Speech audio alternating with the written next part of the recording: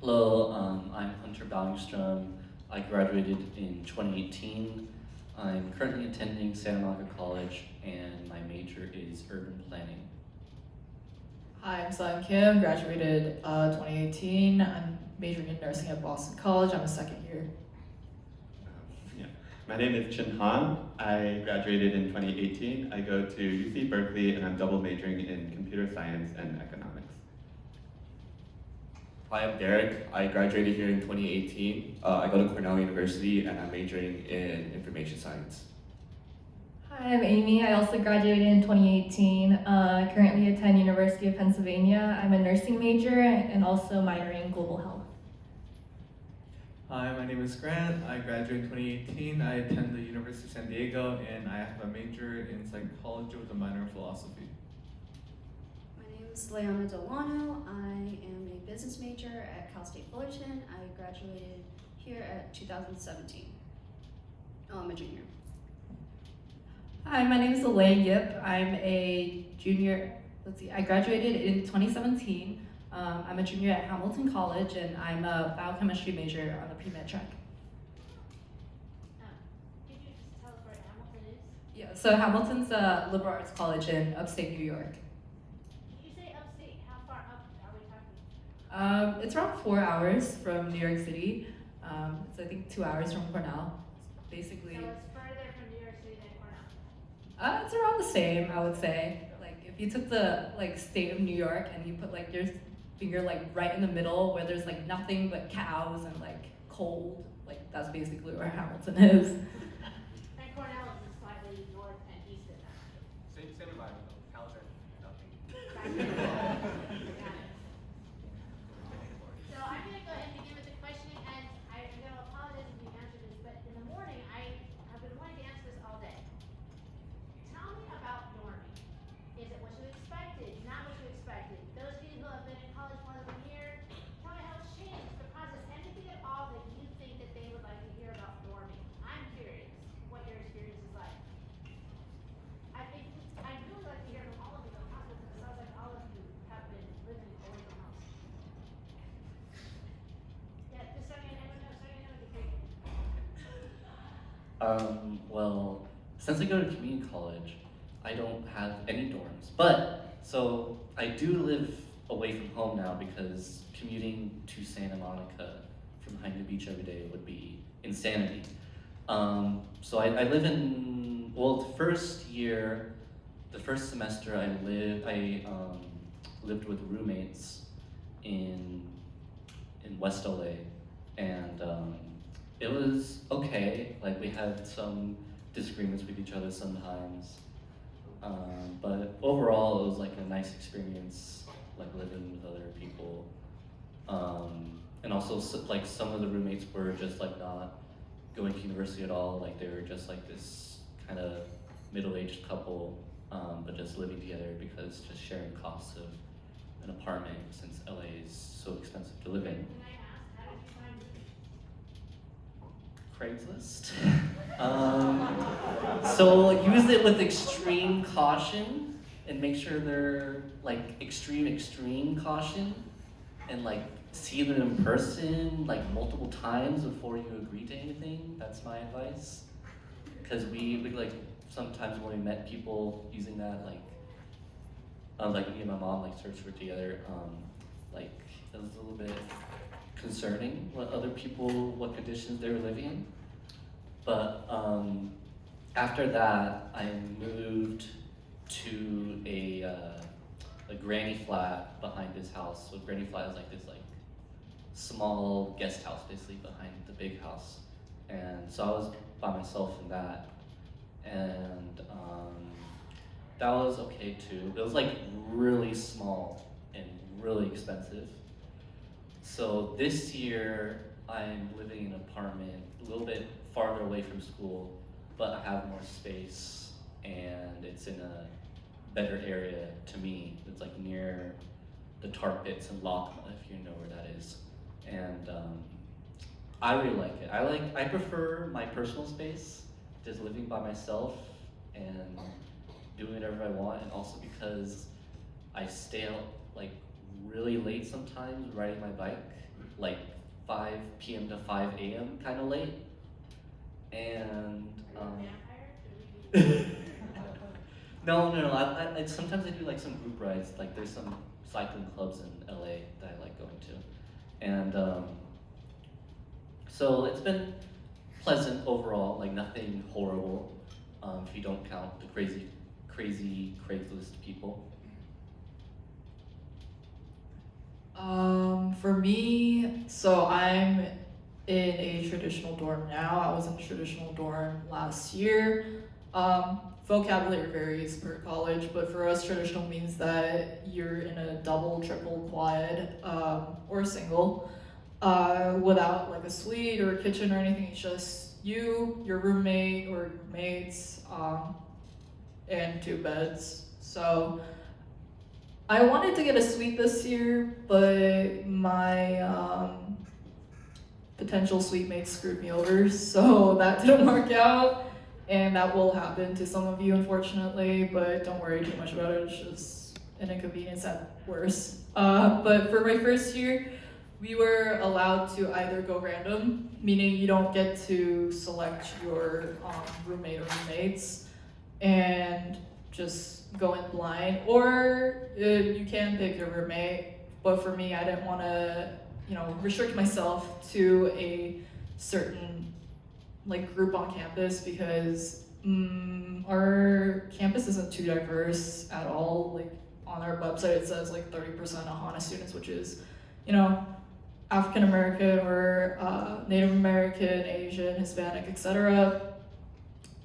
It's literally maybe you see like 1 Asian person per like 1,000 white kids. So, and that isn't to say like, oh, everyone's white. It's literally from different, like a completely different level of socioeconomic background, meaning they're politicians' kids or they're international students with extremely wealthy backgrounds. So that was kind of the case with me in my first year.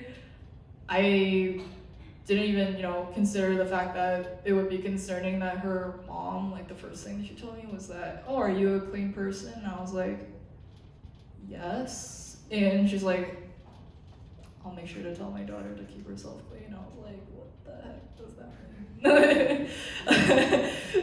And when I told her, oh yeah, my last name is Kim, and she's like, what? And I'm like, K-I-M. She's like, you mean King? And I'm like, it's literally the most common, like, one of the most common Asian last names there is. And Boston College. Yeah. Not to be confused with Boston University over here. Yeah, they use a lot more numbers. Huh? In total, 14,000, undergrad only 9,000, and in our nursing graduating class of 22, 100. So it's very small. So that's why a lot of kids, when they come onto campus, they get scared, students of color. So that's why they choose, basically all my friends right now, they chose their roommates for their first year because of that. But if you go to a school in UCs, honestly, I don't think you have to really worry about that. But if you do, let's say go to the East Coast and go to a school like BC where, diversity is kind of limited, that's maybe something you want to consider. But also my situation with my roommate was 1 in 1,000. So don't be too afraid, honestly. Just explore, you're gonna meet new friends wherever you go, and your roommate situation, maybe you wanna be a little more delicate in your choices, but take it as another opportunity for you to, meet new people. Yeah, so I went random with my roommate, and it did turn out well for me. I was really happy with my freshman year roommates. One thing I'd like to say though is that you're not necessarily going to be best friends with your roommates that you're always gonna hang out with, and that's fine. So don't expect to be BFFs with your roommates. But ultimately your roommates are just people that you live with, and so I had 2 roommates. We lived in a triple dorm. We all kind of had our own friend circle. Sometimes we would go to go to like go to lunch together, or just hang out together. And then, but yeah, so it did turn out pretty well for me. And again, like as Susie said, like don't be afraid to go random, because like if you're rooming with someone you don't know, like it's common to feel afraid of that, because like you don't know what it's gonna be like. But as long as you're like open-minded, it's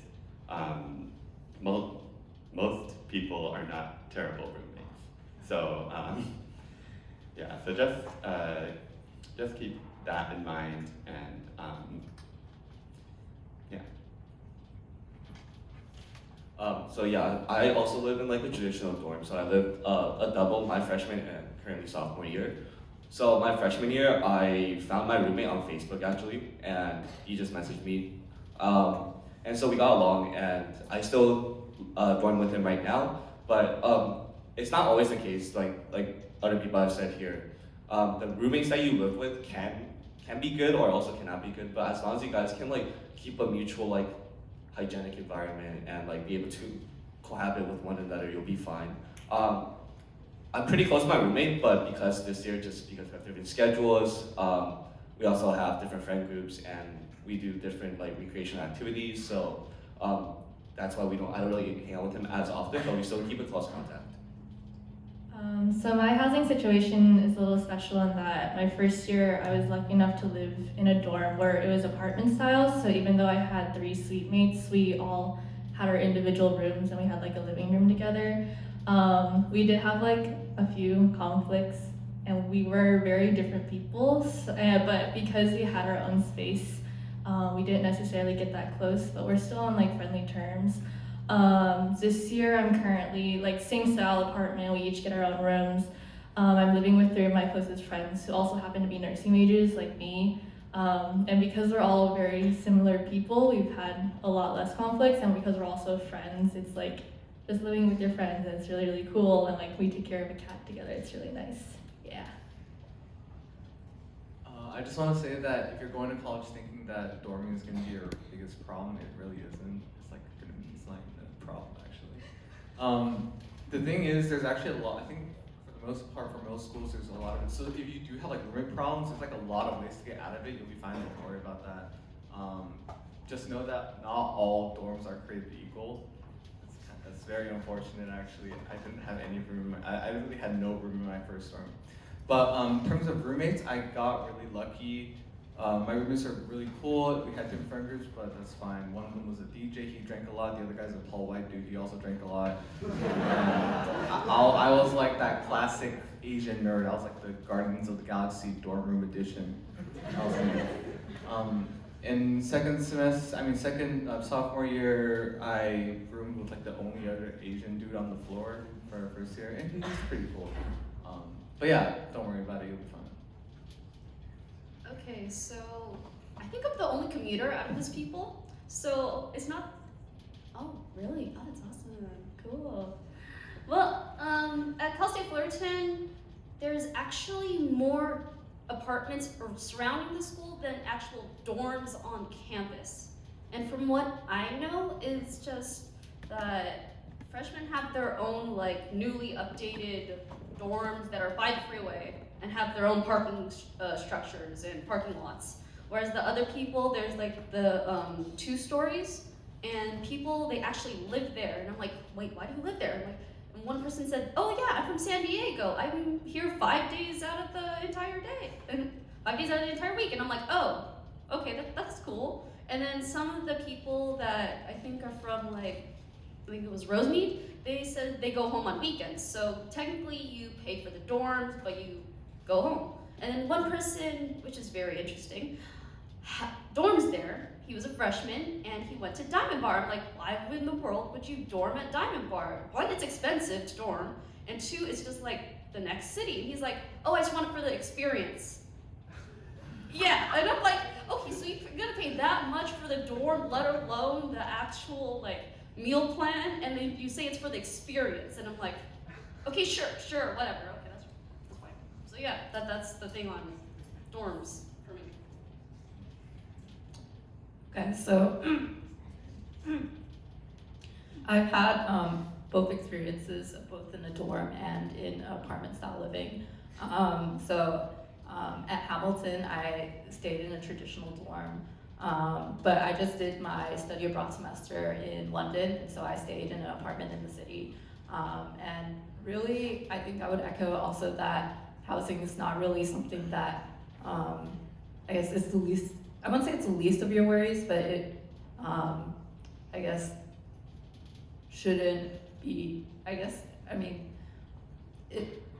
you'll worry about other things, and I think unless you have just like a nightmare roommate, dorming will be fine.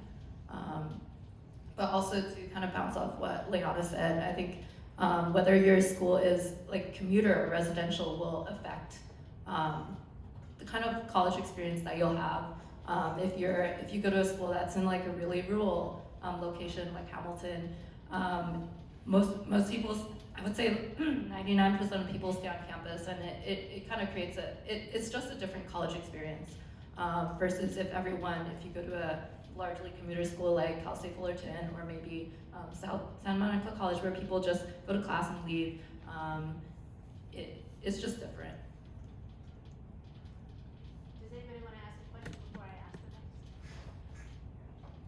It's hard to decide, but I'm going to talk about classes for a moment. You guys are a small group, so that'll be nice to see that you get a different feel. You guys have different experiences currently. Did you guys feel you were prepared for the classes that you've been taking? Do you have advice for them? A lot of them here are still sophomores, so they have time to alter their choices. Are you happy with the experience that got you into where you are now? Okay, I'll start. For the most part, I think my experience going in, I didn't realize how much education is varied around the U.S. You have some people who just didn't have the same opportunities in high school as you did. Maybe they go to a super small school in a rural location and they just don't have like clubs or like AP classes that you've had. And then you have other people who go to like the best private high school in America that just have like probably like a 1 to 3 like class ratio or something like that, and they just and you'll just realize that it's not as level of the playing field as you thought it was, but it levels out more as you as college goes on. I'm now a junior, and I think Diamond Bar really did. I think relative to those schools, Diamond Bar is very rigorous.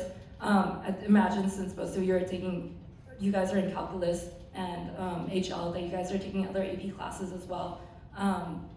Those will put you at an advantage, and I think they prepared me well and prepared most people well if you did well with them and invested your time into learning in your AP classes to succeed in college. You guys don't all have to answer. Just if you say one, you have something to share. Okay, so I could say I'm one of those kids where I took some of the lowest classes and some of the highest classes. And to be honest, it really just depends on your professor, on how easy or hard they want to be on you. So I've been in classes where all you have is no homework but exams, and you're only graded on those exams. And I've had classes where your homework is due every single night based on like the computer. And I wouldn't say it's crazy, I'd say it's just really something, time management that you have to work for.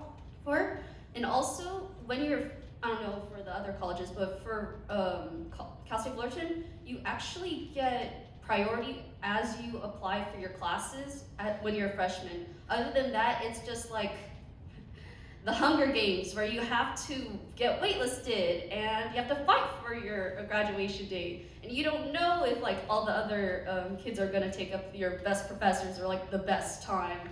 Oh yeah, and I don't know if you like realize, but you have to pick out your classes and then schedule the times you want to be there and schedule the professors that you want to take, because all that depends on your grade, on what you're going to get for that class. And it's not like high school, like, oh yeah, I can just take these and you already know your professors. No, you have to look them up on ratemyprofessor.com. And to be honest, I think some of the private schools have, well, do you know your professors? Yes, I do. Please rate my professor. Don't do that. Save yourself. Yeah, because if you don't, you're going to end up with a really bad professor and you're going to either one, hating the class, or two, getting a bad grade. And that's going to really hurt you. And then it's just going to, like, I don't know, destroy your view on the subject and destroy your entire semester. So, yeah, just keep that in mind. Yeah, rate my professor is your best friend. I mean, yeah, you just have to realize that unlike high school where it's like a set curriculum, college professors don't teach off of a curriculum. It's like they teach off their own curriculum. So, yeah, rate my professor is your best friend. I have nothing positive to say, but sorry, but I would just say, like, a word of advice: don't be afraid to drop a class in the first week if you realize like it's not meant for you. There is like a grace period when you first start classes where you could drop and it wouldn't appear on your transcript, so it's like you never took it in the first place. I've had people drop because the final was really late and they just wanted to go home, like reasons like that. So it's okay if the class is too hard for you, because it was for me. I agree with Amy, yeah. So classes are definitely challenging. I feel like that did prepare me, especially like having the work ethic and like study efficiencies that other high schools around the nation didn't have. But, and again, classes are hard. Don't be afraid to drop. That's also true. I have done. I feel like at least one class has been dropped out of all of this, hopefully. So just make sure that don't be afraid, and also really utilize that drop period deadline that you have.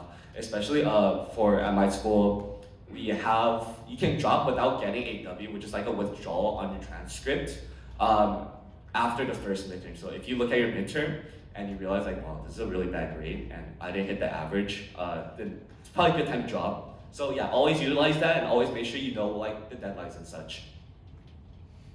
Yeah, so I feel like one thing that DBHS really helped prepare me for is just the intense workload, because I mean, you guys know how it's like.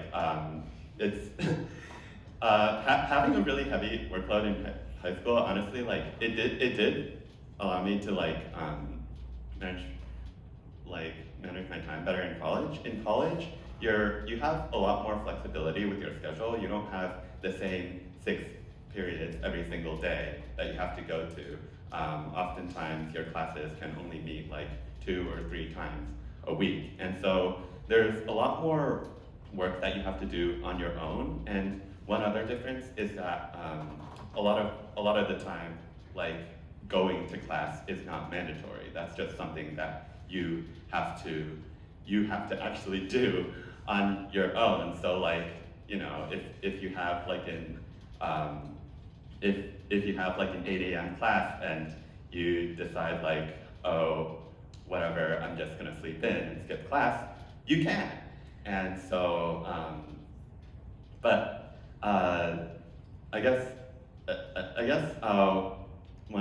the most important piece of advice I can give is honestly, like, you should go to class, because that's usually how you learn.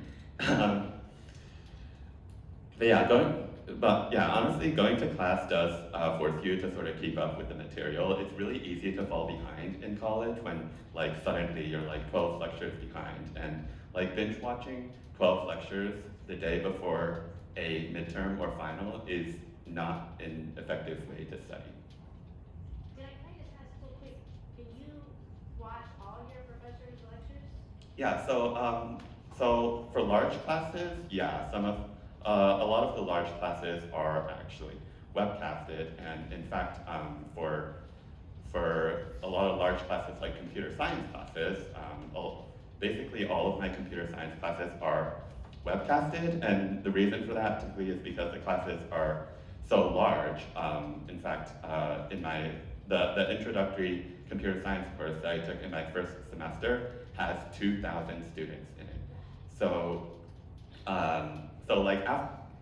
during the first week, they have to hold lectures in like an auditorium where like performing arts normally performs, because they can't hold it in our ordinary lecture hall, it's too small. But then by the third lecture, they expect that everyone just stops going to lecture and watches the online videos. And you aren't missing out on anything by watching the online videos. A lot of people do that. Like going to live lecture is still a good way to sort of force yourself to keep up. So that is something that I would recommend doing, at least for the first couple of weeks when you're adjusting to college.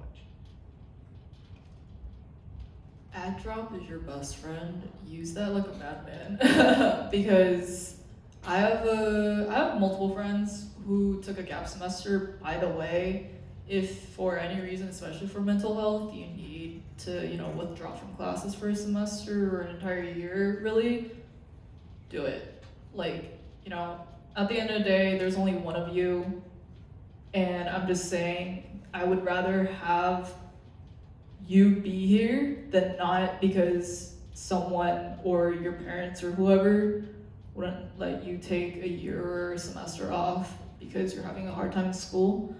But in the first week of classes, for us at least, I think actually they only give us like 3 days this year to go to class, and let you panic for the next, 48 hours, 72 hours, and decide if that's the class you're gonna take for the entire next 4 months. So I know of someone who came back from his gap semester, and he's a pre-med kid, by the way, which made him do this. He switched all of his classes probably 12 times, and most of you guys right now are taking 5 to 6 classes, so imagine switching to a completely different course right now, to a different schedule, switching back and doing the same for every other class that you have. Yeah, that was him. I do not recommend that, but honestly, at the end of the day, if you need to, go for it. But for me, being a nursing major, I'm not sure if UPenn is the same, but we don't have much leniency. For example, I'm starting clinicals this semester, meaning we go to the hospital and actually take care of patients and whatnot. They decide your schedule for you. For example, the only class that I got to choose like the time and schedule for was my theology class out of the 6 classes I'm taking. So yeah, it depends on your major as well. If you go to a bigger, especially public school, you may have more or less leniency depending on the priority that you get based on seniority. But for me, you don't really have to worry about it. You can just like complain that you got into like a 7 a.m. opposed to a 1 p.m. So yeah, and I honestly don't know how I or any of us or any of you guys managed to like wake up at like 6, 7 a.m. and go to class at like 8, because I can barely make it to like 10, 15. So yeah, your lifestyle also changes according to your classes. For example, for me, last year I've become this way because most of my classes didn't start until like 10-ish. So now I try to like push back all the classes that I can, but unfortunately because I'm nursing, they all end probably before like 2 unless it's clinicals. So yeah. So I'd like to also add to rate my professors. If your school publishes all the grade distributions that your professors give out, that's like a great tool that goes hand in hand with Rate My Professors. Because if the only reviews that people are leaving on Rate My Professors are all the smart kids who don't have a problem with the class, then you're gonna get a really skewed view of how the professor teaches and how hard they are. And then if you look on Rate My Professor, it's like, oh, this glowing review, this professor's like, was so good, like they teach so well. And you look on the grade distribution, it's like 1A and like 10 Ds. You can probably guess who that 1A is who left that review on Rate My Professor. So do that, save your grades and your sanity, and just be very diligent in who and what you choose for your classes. Before I ask the next question, does anybody want to ask one? Yeah, Ellen. How do you deal with the homesickness? If you guys didn't hear this, how do you deal with homesickness? Can I just add to that? I think all of you are not first year students. All of you graduated sometime prior to 19.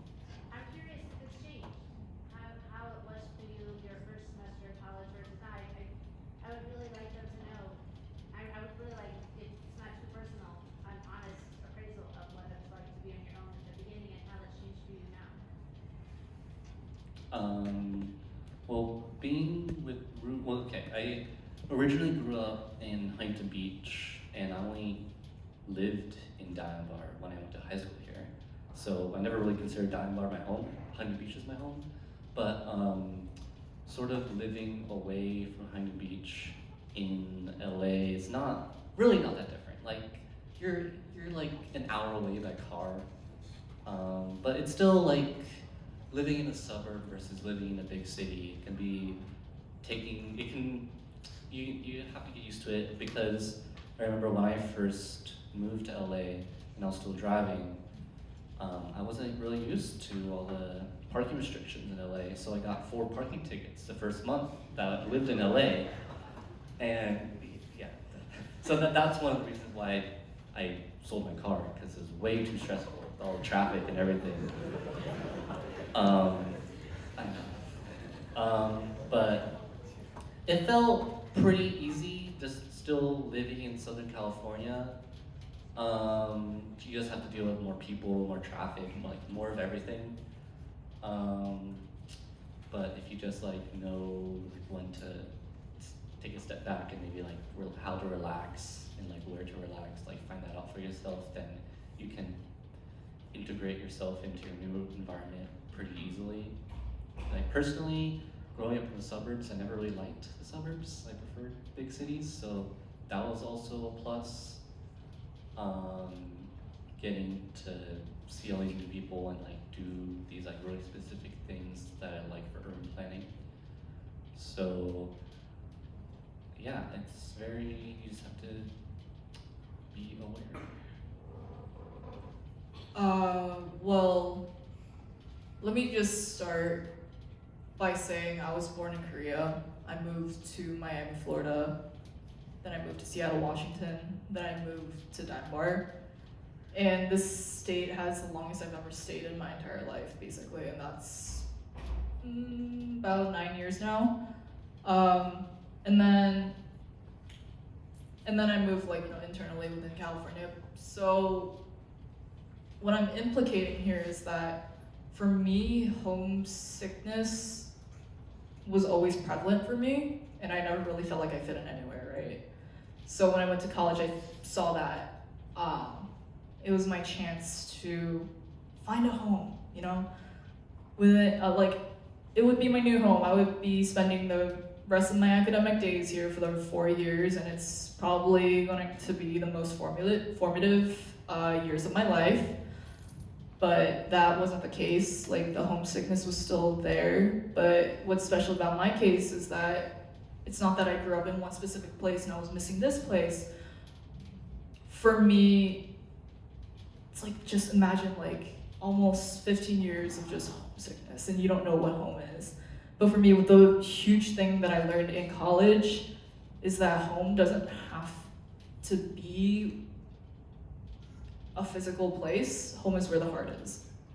So if you keep in contact with your friends, and this is honestly speaking very genuinely, it's a maturity thing, and it's still something that I'm sure that some of us here are struggling with in terms of juggling our social life, our past and our current lives.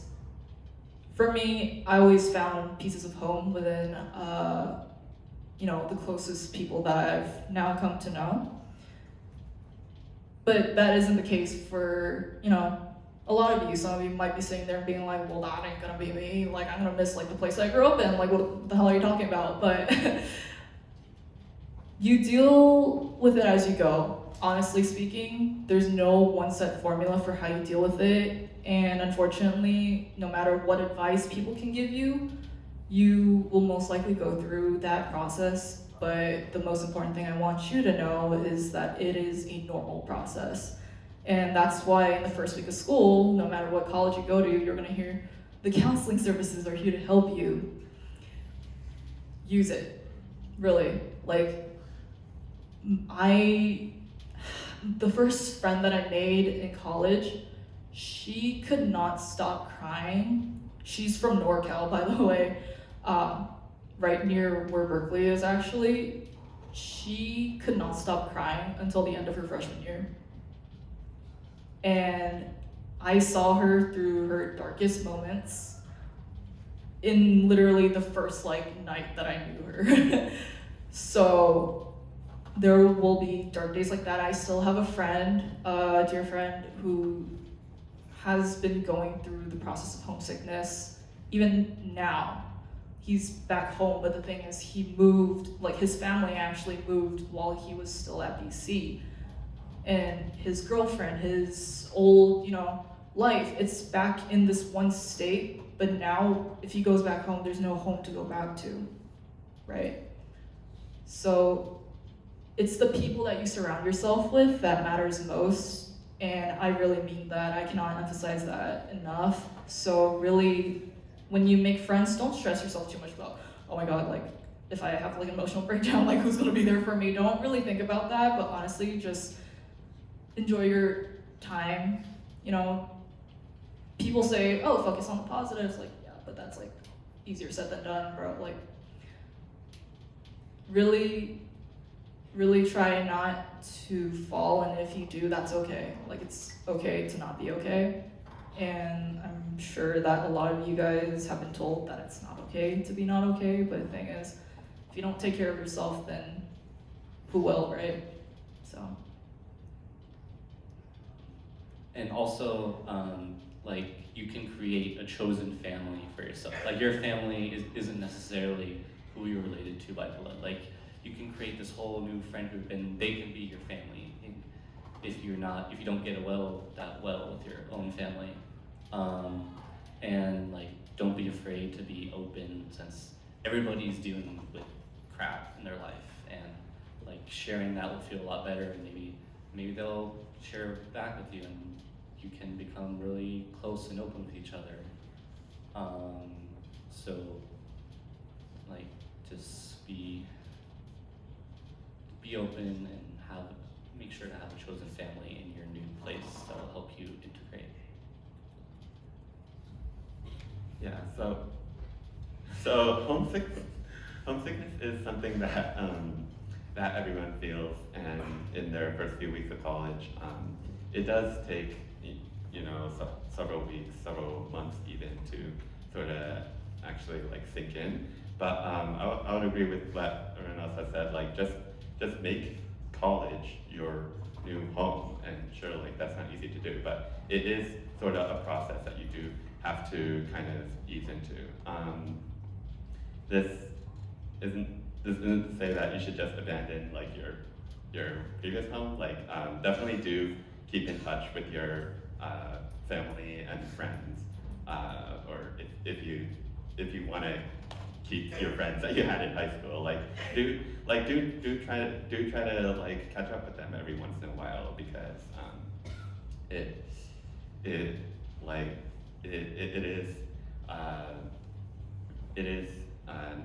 nice to be able to still talk to some of your past friends and family. Yeah, so going into college, I kind of was really eager to leave California, just I guess explore the rest of the nation. But going there, I had homesickness, especially during my first semester, just because I didn't have friends there. I didn't feel like I fit in. You had imposter syndrome, such like that. But as the semester goes on and as time goes on, you'll be able to find good friends there. Trust me. I know it may be hard. It might take months, maybe an entire semester to find good friends, but you'll find it eventually. And from there, you'll be able to build a sense of community in college. And at the same time, I still treat Diamond Bar as my home, and I still make sure that I keep in contact with my friends here, make sure that I still catch up with them every break or every opportunity I can. So being able to balance these two communities is, I think, will be really beneficial to not only your social life, but also your psychological stuff, I guess. Great.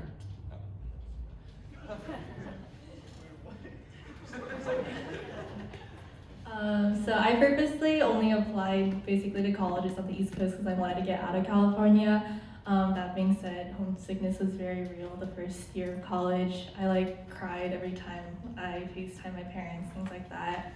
But it does get better with time. And like I said, everybody has said, you make your own life, and you're developing yourself even more in college, to the point where it does become your home. I think at this point, when I go back home here, it doesn't feel as comfortable to me as Philadelphia does, and like even now, I definitely am probably gonna stay there after I graduate.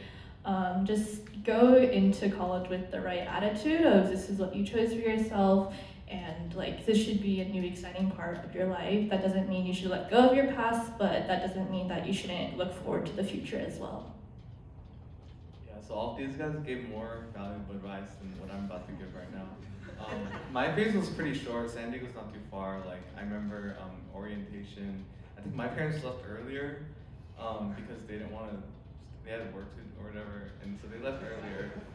But everybody else's parents were there, and I was like, oh man, this kind of sucks. Like I cried for a little bit, but then like I just like went to a Domino's and got a pizza. And I played some League too, so that also healed me. But I mean, even now, I eat lunch. No, I do. My day-to-day activities are by myself only. Like I eat lunch. I've been eating alone for like 99% of the days, but I'm fine with that because I like that alone time. And it's not like I don't have friends. I know people on campus. So I guess it depends on the person how you want to deal with it, and it's different for everybody. And of course, there are ways to get help if you need help.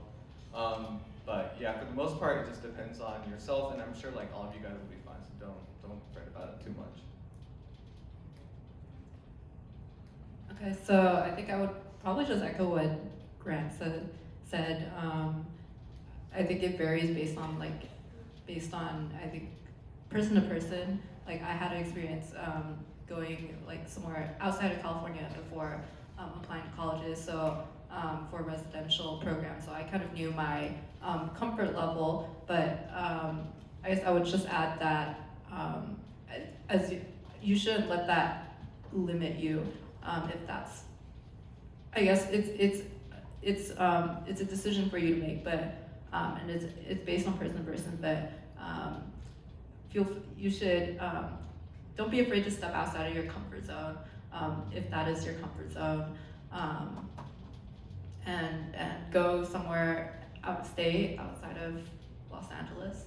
But yeah, just if you do have homesickness, know that there are resources on campus that you can access to help you with that, and that you're not alone, that there are other people on campus that are probably experiencing something similar to you as well. There's another question in front of you. Was there anything that you did in high school that you thought you were doing for college that in retrospect you think was a waste of time? The question was, is there something you were doing in high school that you thought was to your benefit and now in retrospect you think was a waste of time?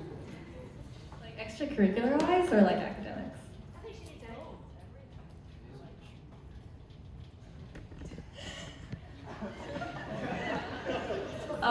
So academic wise, I took 9 APs over like the course of my high school career, high school life, but like 7 of them were a waste. I think APs are a good way, like definitely the credits, and like you should definitely look into what college you're interested in and see what they accept for credits. And like if you're just genuinely interested in something, so for me, I'm like very STEM based, so math and science are definitely things that I don't regret taking. That being said, I like wasted a lot of time on classes that I like did not need to take, and I really regret taking. So don't intentionally challenge yourself on things that you're not interested in or like you don't actually like. You don't have to always be the best in your classes. It's okay if it's not something that you want to do. Extracurricular wise, so I did a lot of different things in high school. Like I was in Red Cross, I did theater, I did tennis, I played violin, like a bunch of different things all over the place. And I would definitely say like, yeah, half of that, like 90% of that stuff I don't do anymore in college, especially now. I'm more focused on my professional path, which is nursing and health. But I wouldn't say that I regret it. I don't regret doing theater, I don't regret playing tennis, anything like that, just because it helped me to develop myself as a person. And I think that if I spent so much time focused on like what I have to do to be successful, like as a nurse or whatever, like I wouldn't have much of a life. I don't think I would know myself as well as I do. And even in college, I try my best to at least maintain a life outside of nursing, like whether it's picking up random hobbies or just doing something small. Even if I don't have time to like actually pick up a huge extracurricular, like I'll find something that's like separate from it. Not everything has to be towards like being successful or anything like that.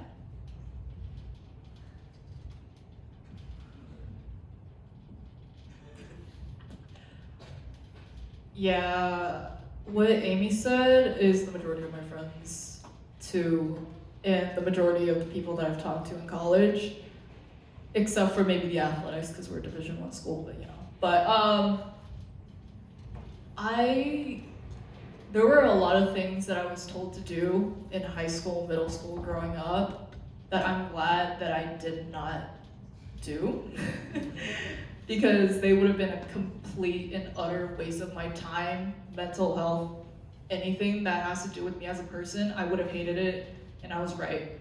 And if there are things that you hate doing right now, that you're like, oh, like I can't wait to just not do this in college, just stop now. Because at the end of the day, think about it like this. You have not even lived like a fifth of your life at this age. Even less, actually. So if you truly hate doing this, then chances are it's not gonna affect you like significantly in the long run, you know?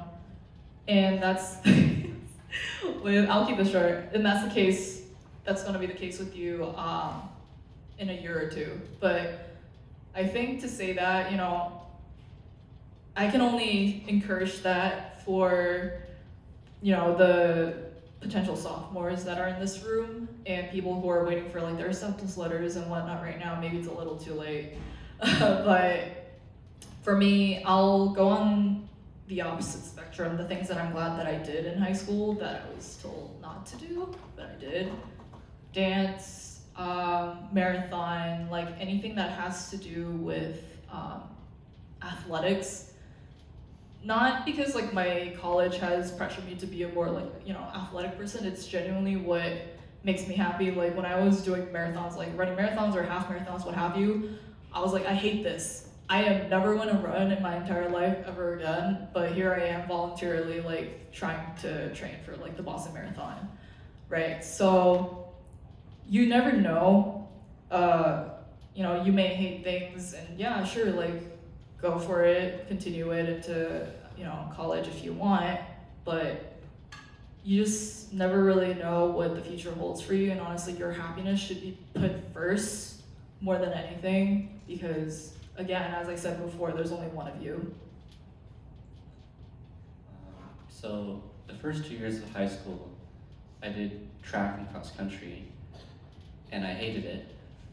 I despise running. It's so tiring. You're all painful, and your lungs are burning, and you're sore all the time.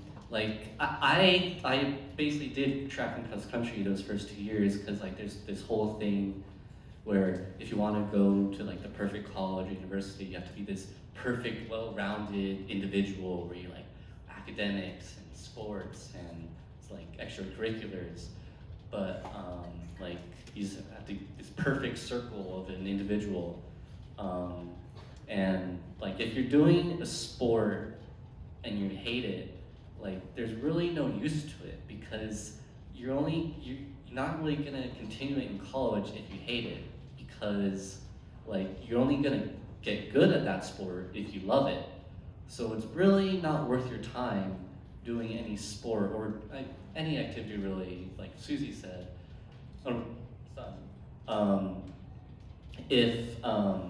if you just despise it and don't look forward to it in your day. So don't do what you hate because you feel forced into it.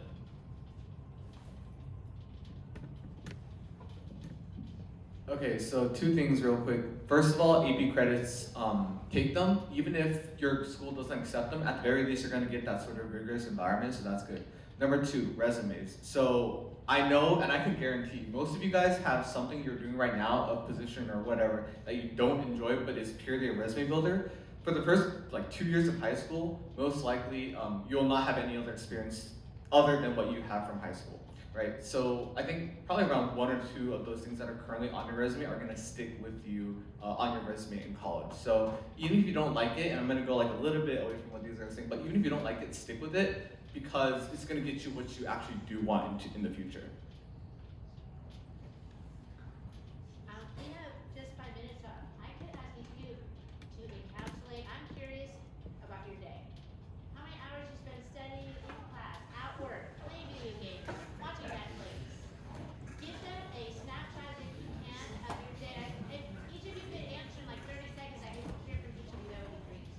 I don't have weekends anymore. I just work. But so okay, I'll make it really. So every single day I have is very different because I have a lot going on. Basically, if I were to sum it up, it's like I'm taking a full load of classes on top of working a full-time job because I have 2 part-time jobs that equal 20 hours a week on top of working as an EMT on campus. That also equals about 30 to 40 hours a month, and then full-time classes. Next semester, I'm also starting clinicals, so basically my Sundays are going to spend at hospitals, and then when I'm not in class or in a hospital volunteering and working, I am actually at work, and then I get back to home around 10 or 11 p.m., and then I study until like 4 a.m. And yeah. Yeah, so on the weekdays, usually it's like I spend mornings and afternoons in class, and then afterwards, or in between the classes, I do work. I try to do work, or I try to get like a meal in, and then afternoon is usually either extracurricular like clubs or organizations, or mostly studying, and then at night it's just more studying. Really, it sucks. And then on the weekends, if I do have time, like if I'm not studying for a midterm or I don't have any like problem sets due, it's usually that I try to apply for internships. I try to reach out to other people, and if I have time, like I hang out at like a friend's apartment or like go to a party and stuff like that. Wait, you skipped over the best part. You hang out with friends or go to a party, give them something, otherwise we're all working 80 hours a week and we're all gonna start crying. The party part, how often is that? So they have some way of volunteering? I go to a party like maybe like once every other week. But usually I hang out at like a friend's apartment. Like we'll usually just like hang out, we'll chill, talk or like play board games and such. That's usually like our downtime. And then, besides that, but most of the time, I spend most of my friends like at like a library or like at a cafe, just like studying or like hanging